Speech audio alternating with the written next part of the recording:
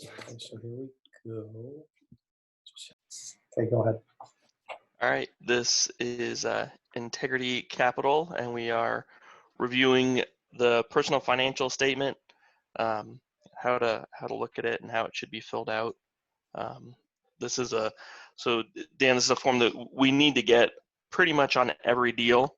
The times that this won't really apply is when we have non-recourse deals. Because the guarantor or the borrower is not guaranteeing the loan. There are occasions where on a non-recourse deal they'll ask for this because it just shows the financial wherewithal of the players involved, even if they aren't going after recourse. But this is just really personal financials. There should not really be like business assets and things like that on this. It's really to the individual that's filling it out, or to the individuals if it's married couple. This is our form. It's pretty similar to the rest of the personal financial statements that are out there. There are basically there's some other variations of the form. Most of the time, we can just get this form completed and lenders will accept it. So this is a good form to be handing out. So at the start, top here, as of date, sorry. Real quick, I just want to chime a couple things in real quick. So just so you understand, the personal financial statement is like Tom had mentioned, but it's people's assets and liabilities. So it's all of their assets personally and all of their liabilities to show somebody's net worth and their liquidity position. That's what the bank is looking for, is trying to say, how much debt do you have? How many assets do you have? How much of that is liquid? So that's kind of what this form is for. I think something else just to be notated is that in many instances, not always, but if somebody's seasoned, then they're going to have their own form. That'll be a personal financial statement form.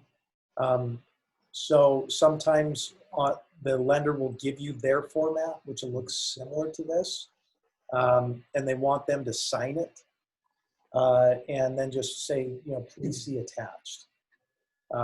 So that happens a lot. Wouldn't you agree with that, Tom? Yeah, and the lenders will kind of use this form as their authorization to pull credit. So that's normally the reason why they want their own form signed. And when they do ask for it signed, they want normally a wet signature on it, not like a DocuSign.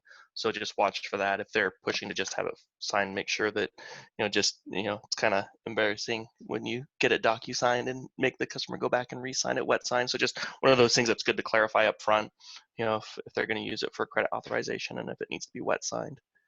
So if they send you that they want signed, you attach that, but you also must complete this one as well. Well, generally, I would say that 9 times out of 10, the lender's going to be fine for them to take their personal financial statement, but then they just need to sign their form.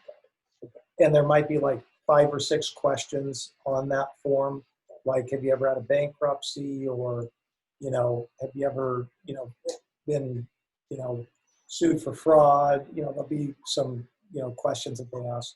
So that's usually what happens if someone sees it enough to have their own form.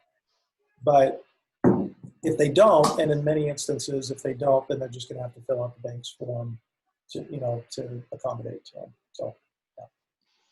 Yeah, the only time normally when they're sticklers on it is if it's an SBA loan, because there is like an SBA personal financial statement that they'll want specifically filled out for the SBA.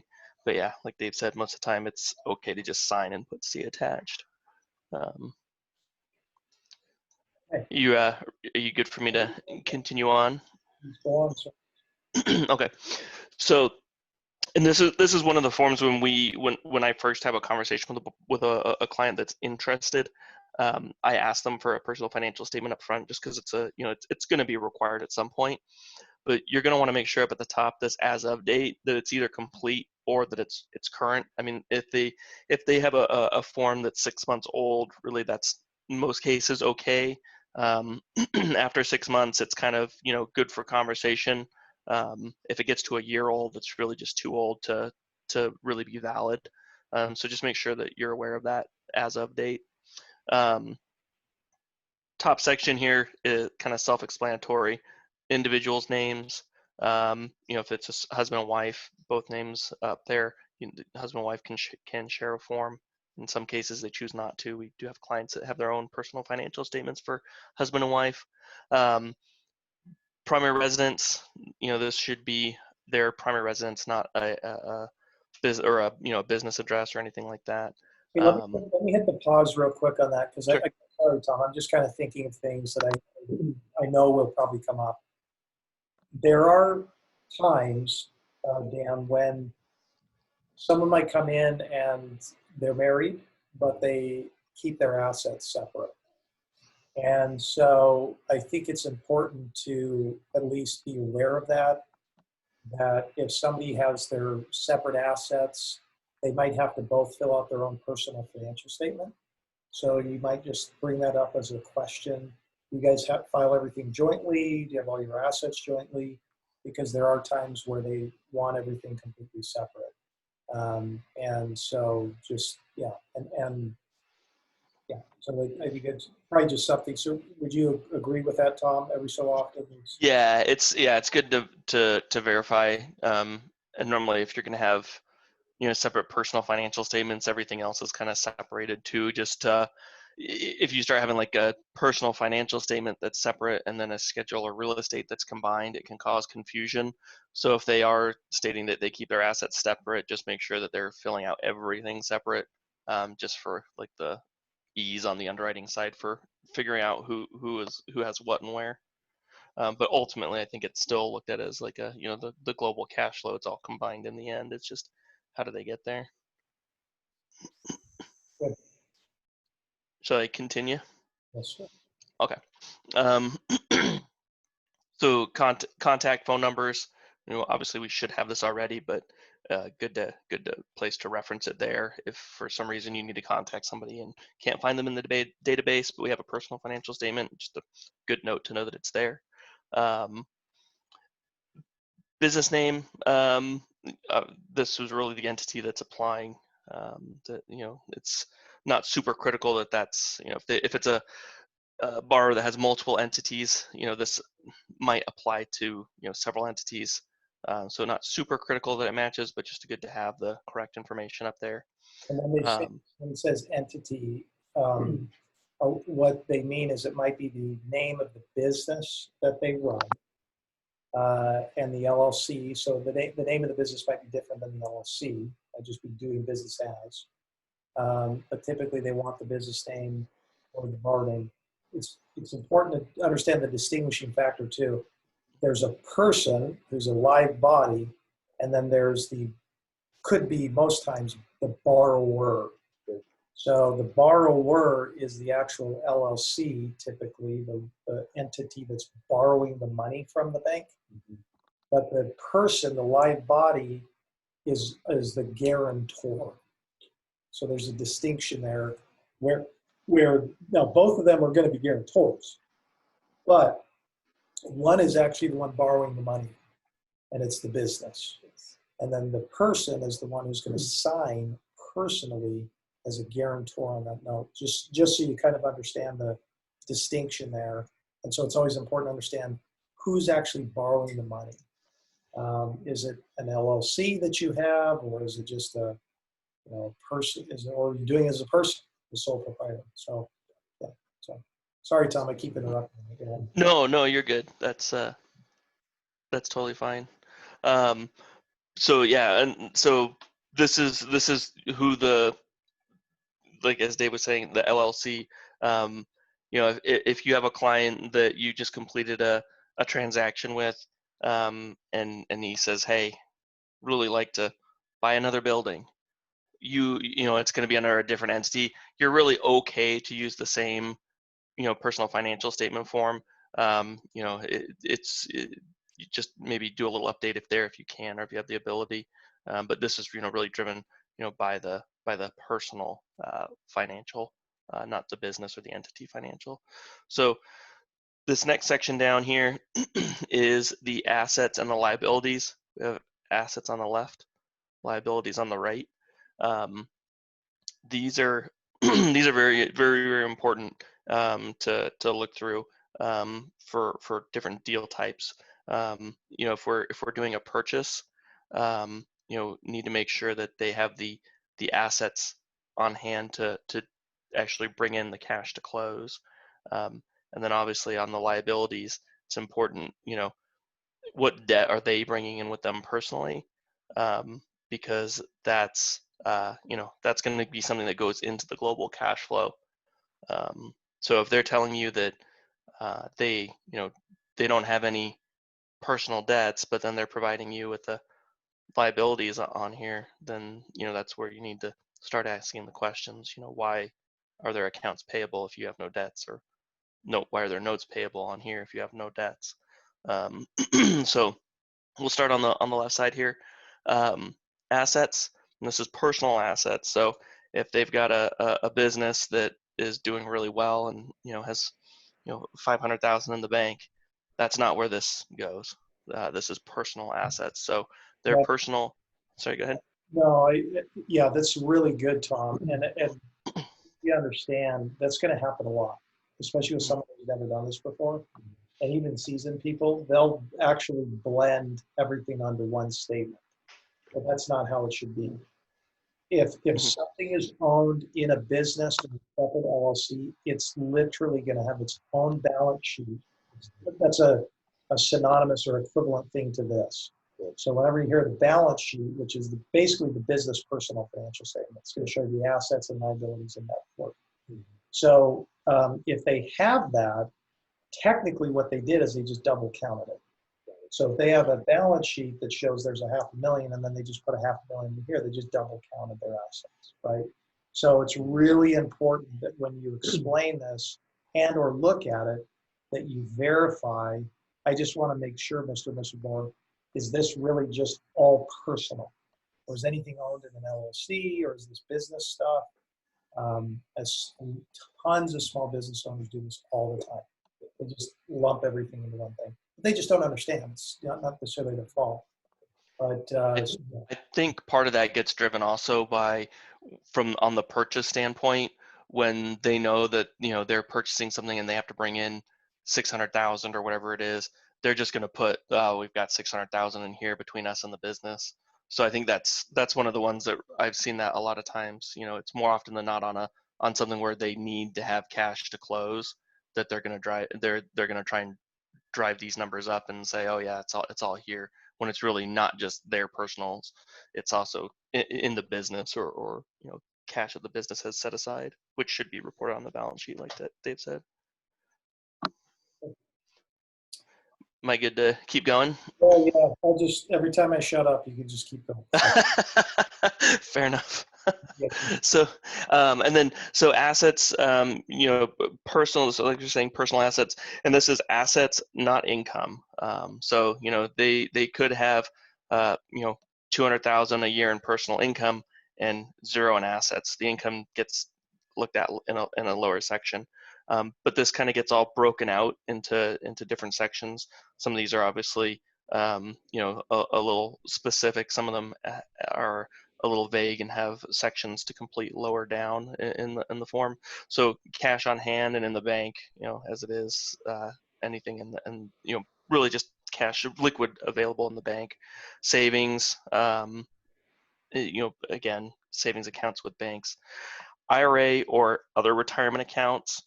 Um, this one, you know, it's good information, but just be aware that, you know, if they are looking to bring in 600,000 to close and they've got nothing up here and everything's in IRA or other retirement accounts, always be aware that that doesn't mean that they can touch that. You know, you know, if that's their plan to, you know, for what they're bringing to close, just make sure that that's something they actually have access to.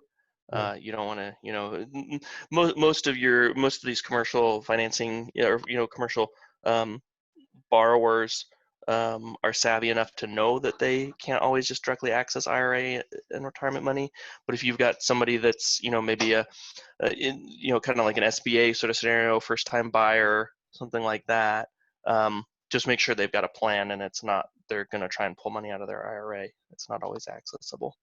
Yeah, and they may tap into the IRA or, but there's a penalty for that, so it's just important. Mhm. What are they? And a lot of times people will tell you, "Hey, I've got $1 million in cash." That's not cash. That's retirement accounts that are technically not liquid. You could liquidate them, but the bank doesn't see that as cash. They see that as, because quite frankly, if they ever foreclose on them and have a judgment deficiency, they can't touch Yeah. that. No. Yeah, it's really these first two boxes are where the lenders are going to look and say, okay, this looks good. If there isn't sufficient liquidity up here and on the business balance sheet for the transaction, or if you've got a borrower that just doesn't have anything in here, that's fully liquid, it could be a concern as to why is there no ability to put money into the bank. So this, like Dave was saying, not truly liquid. Bank can't go after it if there's a foreclosure. It doesn't. If you've got a guarantor with everything in IRA or other retirement, could be $1 million or $2 million, $3 million. It doesn't make them a strong guarantor because no recourse to the lender really. Next section here, accounts and notes receivable. So again, this is a non-liquid asset, but basically it's money that's owed to them. Could be they've lent money.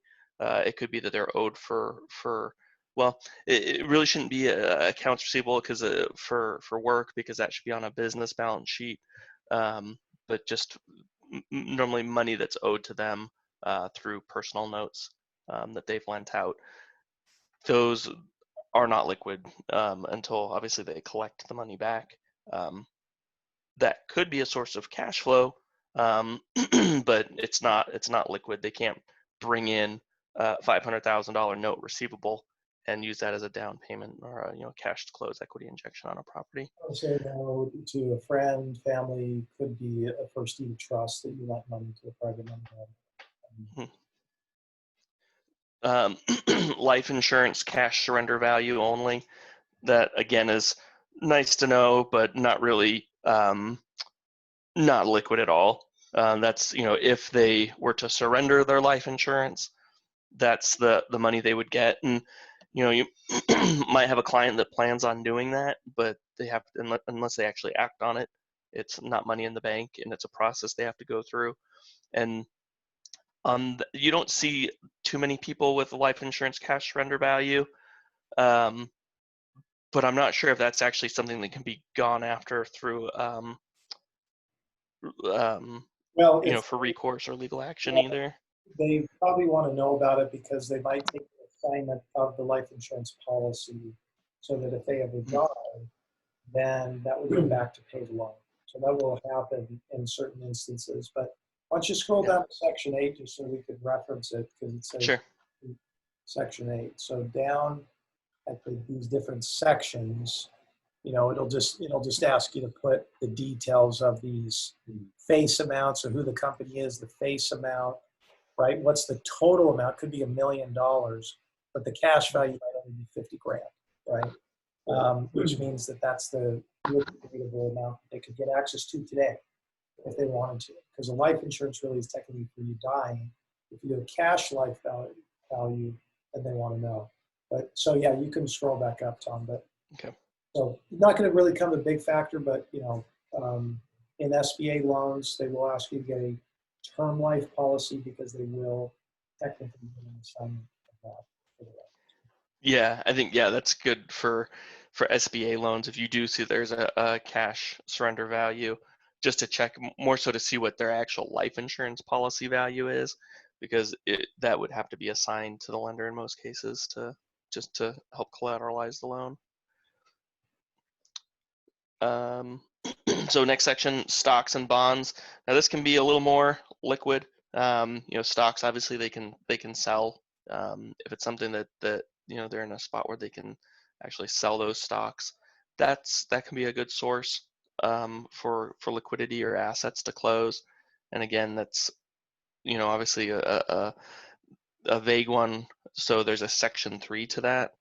So scroll down to section 3, and then it's basically just the information on the stocks and bonds. Name, securities, cost, et cetera. Now, the reality is they're probably going to say "see attached," and they'll probably have their statement or something like that. So, which is fine. So real estate, next section, obviously not liquid, but still an asset. This is one that if clients have a lot of real estate, that can be a good thing. As long as it's not carrying too much debt on it, obviously. But it's kind of shows that they're a strong guarantor, because that is something that if things go south on the loan, the lenders can attach liens to real estate, and that goes down to the section 4 below. And this covers primary residence and then other personal property. So if we're doing a refinance on their industrial complex, the industrial complex should not be property B on here, because it's not personal. This should be their summer home, their rental property, and the house that they bought for their mother and own under their name. If they own other stuff personally as title, then they can put it on here. And obviously, all this stuff needs to be filled out here: the address, the percentage they own. Sometimes might only own 50% of that. If they only own 50%, then they're only going to put that as their pro rata share. So if it's worth 200, they're only going to put 100. The mortgage, the same thing, payment, et cetera, et cetera. So you want to do it in pro rata share. And then rental income, status, the mortgage, is it up or down, mortgage balance, et cetera, et cetera. A lot of times they'll have a schedule of real estate owned. You see this little thing up here.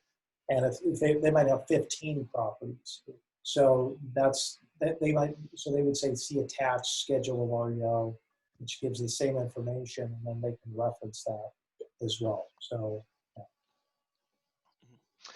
And this is a spot that you're going to want to visit when you're cash flowing the individual borrower, just to get a good idea of their personal debts, because obviously properties, mortgages, that's where a bulk of a lot of individual debts are, is mortgages. So just make sure when you're cash flowing a borrower, this is a section that you're visiting to make sure that they might have if you're just going straight off the tax returns, and you look and you say, okay, well, they don't have any rental properties, so they're fine. They might still have other properties that aren't rented, and those debts would be captured in here. It wouldn't show just looking off of a tax return, so it's an important spot to check.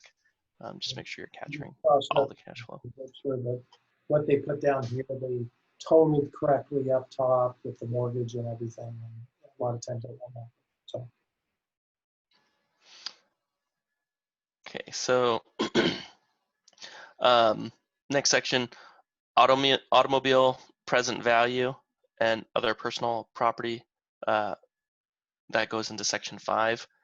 This is my favorite part of the personal financial statement, because I just like to know what people drive and have conversations about cars. So it's important to check out section 5 down here. Yes. And this is this is just a write-in section. So this can be anything from this is where anything of value, art, antiques, anything that's not real estate of value, should be listed in here. Also with automobiles, it just kind of gets lumped all together. Well, a mobile home would be considered real estate if they own the land under it. Yeah. So otherwise, if they are leasing, Yeah, like a RV. RV would go in here, but if it's a mobile home or manufactured home, then yeah, real estate on the. Yep. Good question. And then other assets, again, section 5. So that's just this is just a catch-all for Yeah, for the other assets should be the other assets should be the net worth of the businesses and or real estate they own. Because remember, each one of those businesses they have has its own balance sheet that shows its assets and liabilities, and then henceforth its net worth. So all of those net worths should go into that one right there, because it's flowing through, and that's technically a personal asset flow through to them. So that's what usually goes in that section, is the net worth of the business. Yeah. okay. So and then bottom of the section, total. Obviously, this is everything being totaled up. That's not their net worth, but this is just the total of their assets. So that then on the other side over here, we've kind of just got the mirror of it, the liabilities. This is the debts that they owe. We've got the accounts payable. This is something that's it's not really a note or a lien or a judgment or anything like that. It's just money that they owe that's not really tied to a note. It's not but it's still something they owe. It should be considered a liability to them. Personal loan or something to somebody. Notes payable to others, to banks and others. This is if it's an actual agreed note, but not secured by real estate. If it's secured by real estate, it gets captured later.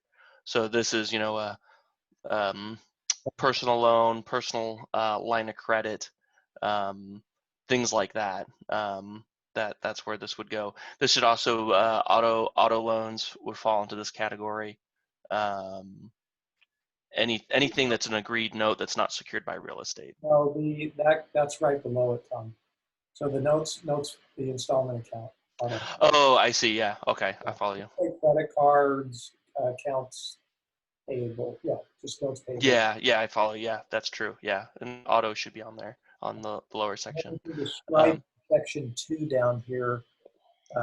There's a few of them with the address, original balance, current balance, payment frequency, and if it's secured by anything, you kind of know what it is. Yeah. But if you pay off your credit card, You pay it every month. It should go. Yeah. Okay, so installment accounts. So yeah, auto gets captured down here. So this is anything auto, RV, boat, and then monthly payments should be going on here.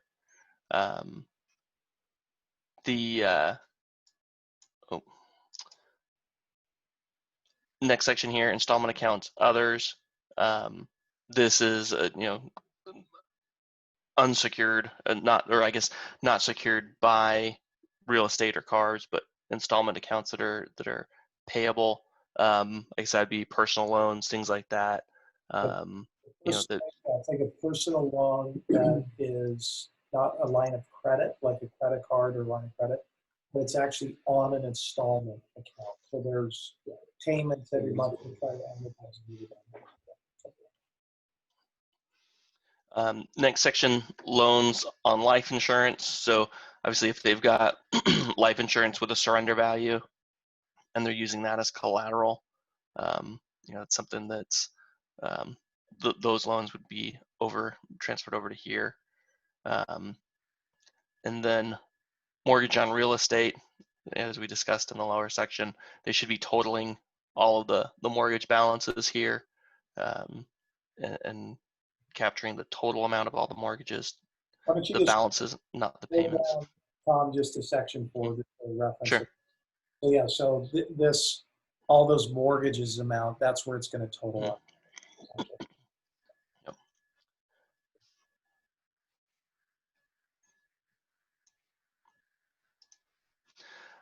Unpaid taxes. So this is should be covering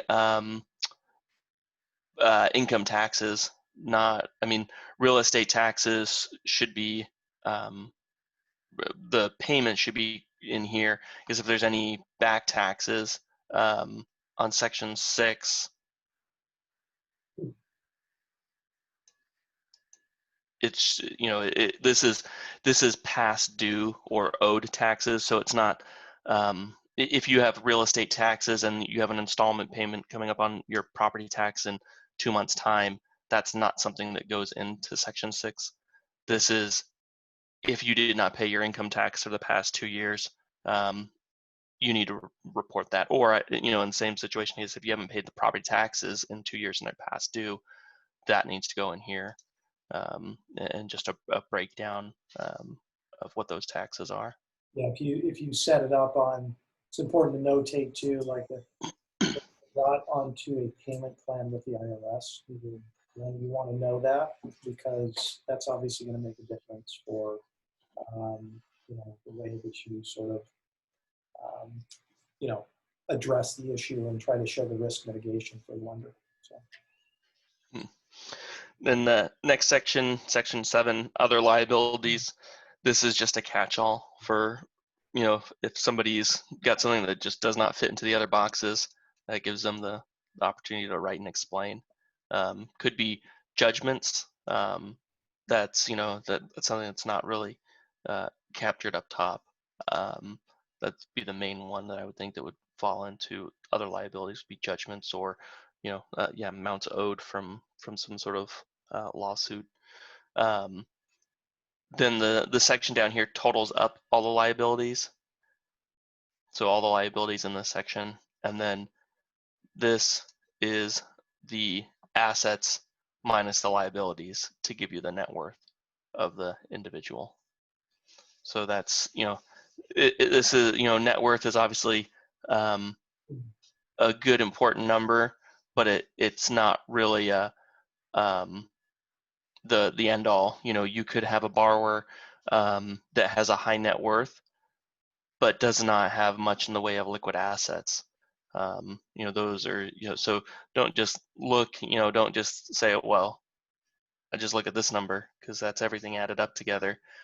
That doesn't tell you the full story. That just tells you, if it's a positive number, that's good. It's a negative number, obviously that's bad, but figure out why. Is their net worth, is it all in real estate? Is it liquid? Or is it just when they retire, they're going to have a heyday, but they're just not ready to touch that yet? Anything you want to add on that, Dave? No, I would say the net worth generally is not applicable except for if you're dealing with like a life insurance company or some of the larger institutions. They will, some life companies we deal with will have the net worth requirement. And they'll say, we're only going to lend you the money if your net worth is 1.5 times the money. So, yeah. So Tom's with Standard Life is reticent of that. So. Oh, okay. Yeah. Life Cos. Okay. Now this is the actual cash flow section, section 1, source of income. Now this, first line here, salary, that's, pretty self-explanatory, W-2 income. This could be W income from their own business that they're paying themselves. It could be a, regular day job, they're employed somewhere, but that's W-2 income for them. Net investment income.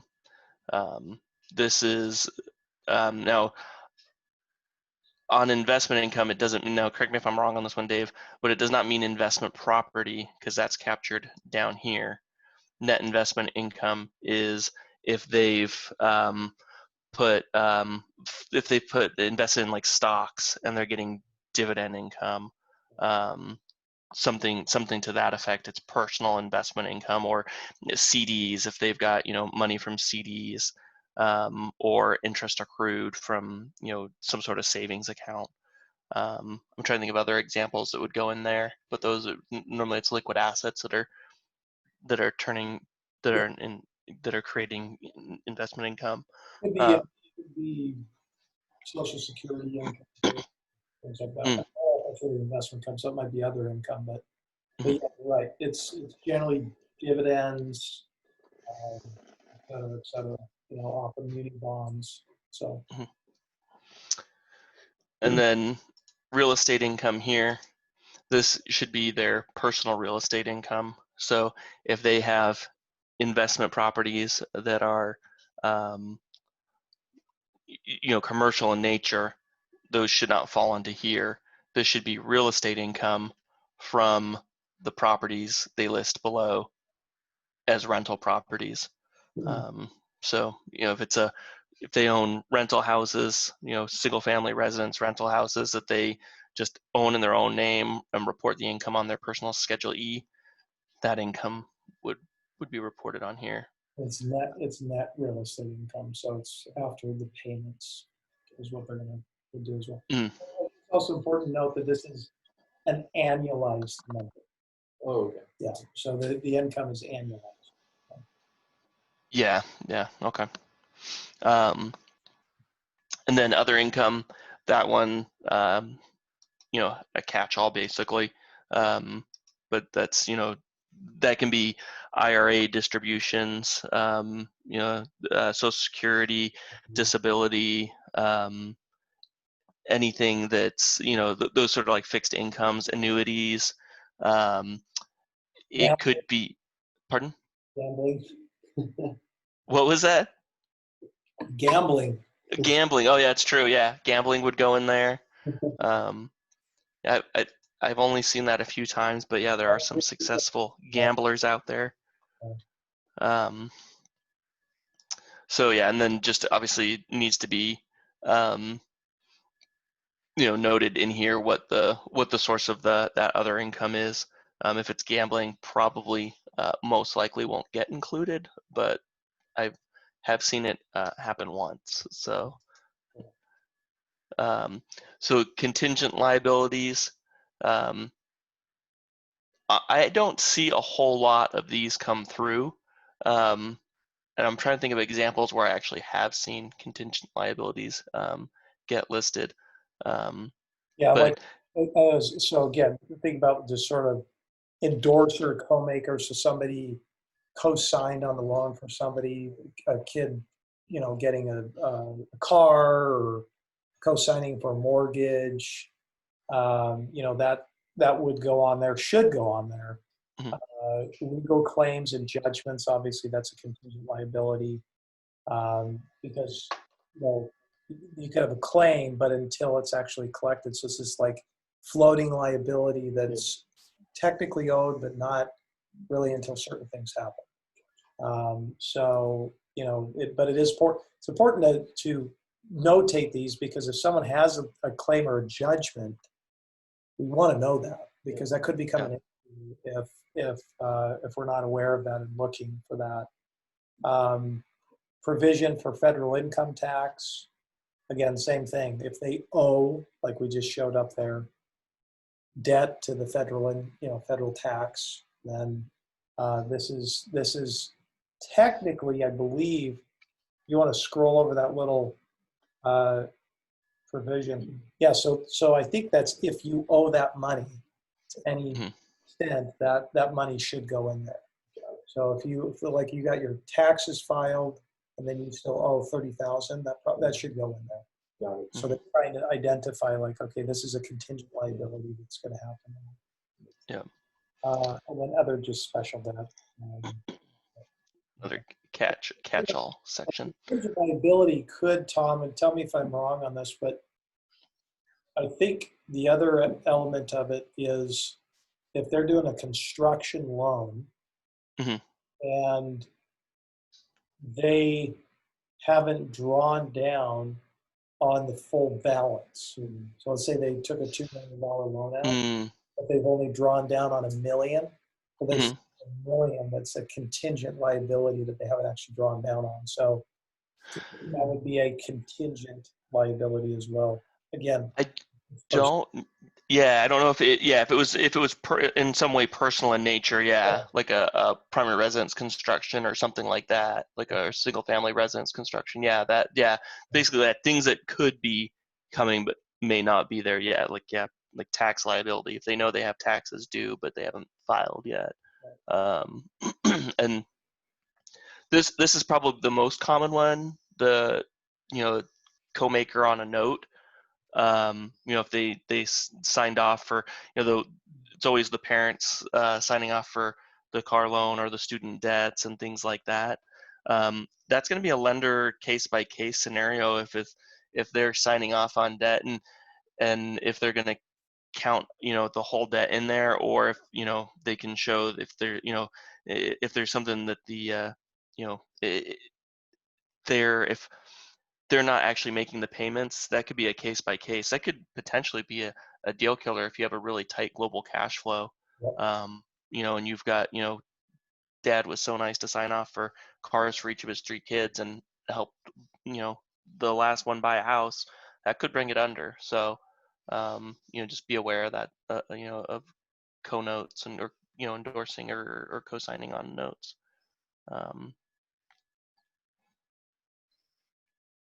Should I keep yeah, going? I think well, I think most of these. yeah, if you scroll down, we've touched on Mhm, each one of these categories, but go to the mhm. bottom Yep. and make sure that they sign, date, and put their social security number on there. So every party should sign this document. And the lender will get picky about that it's a Mhm. signed document so that they're attesting that, to the creditworthiness of it. Now, Yeah. I will tell you, most times people flog around filling these things out. Like they Mhm. doesn't get fully filled out, gets filled out halfway. So there's going to be lots of times where you're going to have to go back and say, like I said, you're going to have to coach somebody. You're going to have to walk them through it. You might even do it with them on the phone. I mean, could be, just sort of walking through it with them, and then they have to sign it, obviously attesting to it. But yeah, it's really, really important that it's thorough so you understand exactly what it is. So we, again, proactively don't get blindsided with, something that we didn't know about, like a federal judgment or, in fact, that just happened on the deal we just did. We didn't know she had a tax lien. She didn't disclose that. Shame on us for not maybe asking, but it came up and that caused some issues. Um, so yeah, so can you think of anything else, Tom, or am I missing anything? No, I think, but it's good to, on the signatures, clients will always ask if I can or if I can docu-sign it. It's always going to be on the signatures. They're always going to want a wet sign. I'm trying to give examples of where lenders will accept a docu-sign on the PFS. But it's this section down here that says they're attesting and under false statement. I understand false statements result in you know basically, and it's kind of like the ugly side of the the lending world. If they have to collect, they're going to go back to this document and they're going to look at it and they're going to scroll right up to here and they're going to look and say, okay, we need to collect on this debt. What can we put liens on? Because that's when I was doing collections. It's kind of similar forms we would have, and we would look to their assets at originations, and we'd say, what can we collect on? Where do we go? And that's why the lenders are going to be very particular on wanting to make sure that this is signed, dated, and wet signature, just so it's kind of holds up in a court, basically. Good. Yeah, so that's the personal financial statement education for Integrity Capital, and hopefully this was helpful. So thanks, Tom. Yep. Thank you, guys. Talk to you soon.